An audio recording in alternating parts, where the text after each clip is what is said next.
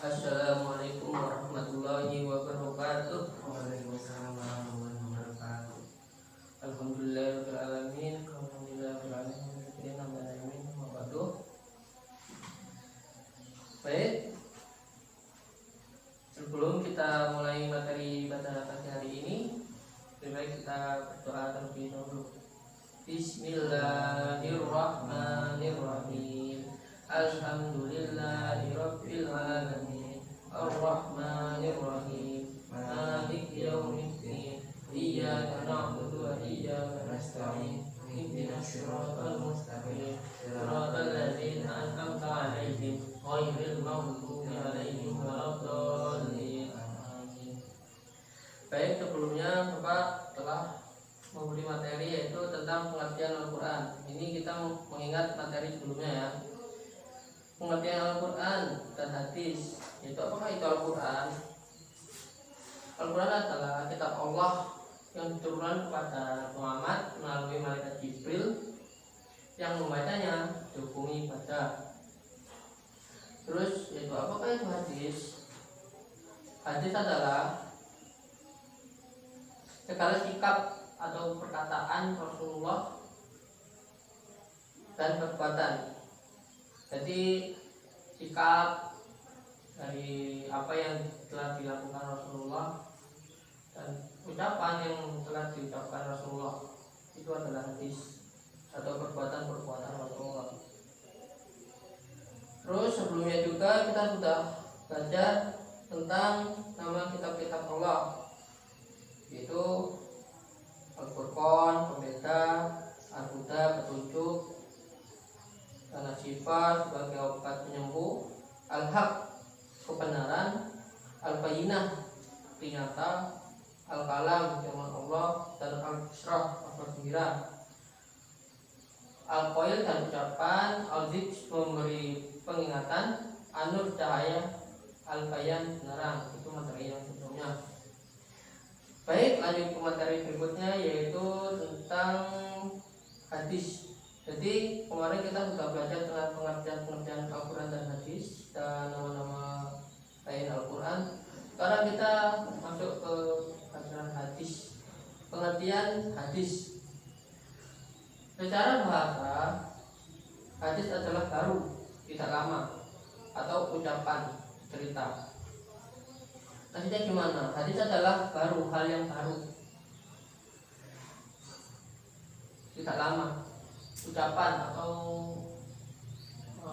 apa yang telah diucapkan Rasulullah, yang diceritakan Rasulullah, cerita-cerita tentang Rasulullah dari kisah kehidupan Rasulullah, itu hadis.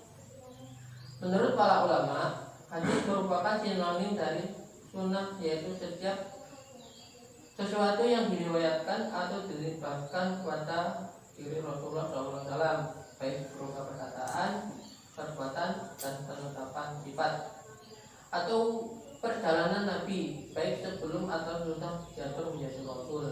Jadi menurut ulama, hadis merupakan sinonim dari sunnah, diriwayatkan atau dinisbatkan kepada Rasulullah, baik berupa perkataan, dari perkataan Nabi, ucapan Nabi, terus perbuatan dari kisah kehidupan Nabi, dan penetapan sifat atau perjalanan Nabi, baik sebelum atau sesudah diutus menjadi Rasul.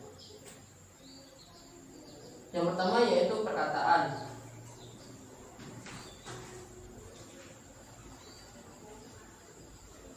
Yang pertama yaitu perkataan.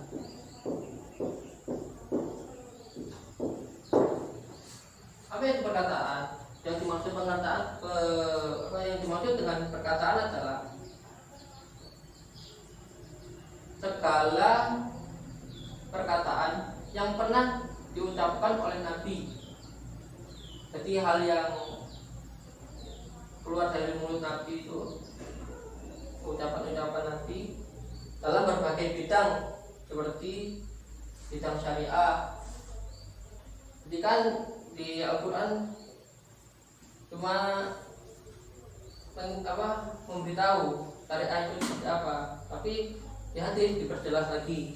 Terus akhlak kayak sifat-sifat berperilaku, berkarakter, terus akidah gimana caranya berakidah, terus pendidikan gimana kita untuk bisa berpikir, berperilaku yang baik, bisa menjadi orang yang bermanfaat dan sebagainya.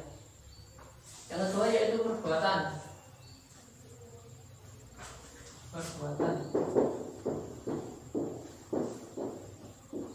Yang dimaksud perbuatan itu adalah penjelasan Nabi Shallallahu Alaihi Wasallam terhadap peraturan syarak yang belum jelas teknik pelaksanaannya. Contohnya jumlah rakaat. Jadi di Al-Quran kan sudah jelas bahwa Allah memerintahkan kita untuk sholat, tapi dicontohkan langsung oleh Nabi Muhammad SAW gimana caranya untuk melaksanakan sholat, cara mengerjakan haji. Jadi di Al-Quran kan Allah cuma memerintahkan kita untuk melaksanakan haji, tapi sama Rasulullah dijelaskan lagi melalui hadis cara mengerjakan haji itu seperti apa, dan dipraktekkan langsung oleh Rasulullah itu gimana caranya melaksanakan haji, tawaf, gitu kan. Terus cara berzakat. Nah, Allah tuh dan Quran memerintahkan itu kita untuk melaksanakan berzakat, tapi di hadis dijelaskan lagi gimana cara kita berzakat, cara kita beramal ke manusia, bersama muslim dan lain-lainnya. Terus yang ketiga yaitu takrir. Apa itu takrir?